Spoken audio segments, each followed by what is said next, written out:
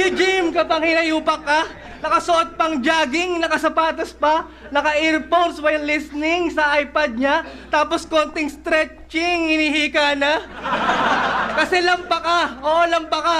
Nung hindi siya makalaro sa playoffs, nanghihinayang pa siya. Sa computer ka na nga lang nagbabasketball, napipilayan ka pa.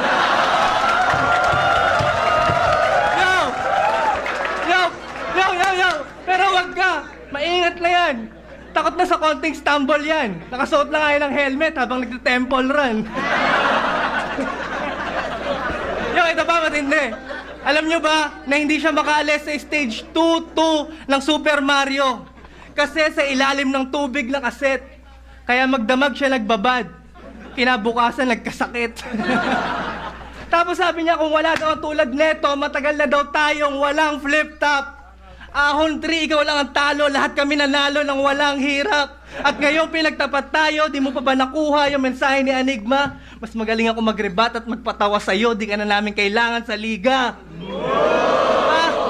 O ano, masakit ba? Hindi pa. Di ba mahilig ka magpasanay po? Sige, magtawag ka. Nagpapapasok ka sa katawan ng katauhan ng iba. Sana makulong ka na lang sa seldang may kasamang Arabo na 5. Pagkatapos pagsawaan, sana patayin ka nila. Tagain, i-chop-chop, ulo, kamay mo at paa. Mga organs mo i-donate sa nangangailangan talaga. Total mahilig ka naman ipagamit yung katawan mo sa iba. Yo! Naalala nyo to?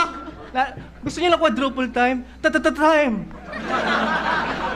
Ulol! Meron ka pang tatatime para sumuko pero pinili mong pumunta. Kaya kung tatatimingan bawat tira mo, kaya malabo kang umubra. Kung walang tatatime limit sa akin ay mas lalong pulbos ka. Kahit magtatatime si Enigma, di ibig sabihin tapos na. Kukuha ko lang time machine at ako ay babalik sa nakaraan. Sa tatatime ng Aspakan 2 upang talunin ka na naman.